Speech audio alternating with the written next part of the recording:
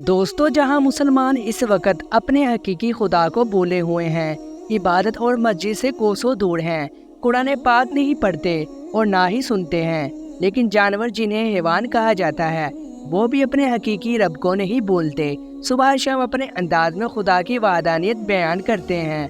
उनके सामने कुरान पढ़ा जाए तो गौर से सुनते हैं।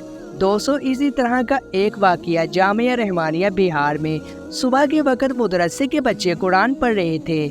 मस्जिद में एक बंदर आया। दोस्तों, होना तो ये चाहिए था कि ये बंदर इधर उधर भटकता, अफरा तफरी का माहौल पैदा करता, लेकिन ये बंदर किसी को नुकसान पहुंचाए बिना कुरान पढ़ रहे बच्चों के सामने सुकून से बैठकर कुरान मजीद की तिलावत सुन रहा था। तमाम बच्चे कुरान पढ़ने में मशगूल थे और ये बंदर सुकून से बैठकर अल्लाह के कलाम को सुन रहा था। तो दोस्तों, एक जानवर कुरान सुनने के लिए मस्जिद में आता है और हम मुसलमान कुरान सुनते हैं ना पढ़ने का हमें फुर्सत मिलती है।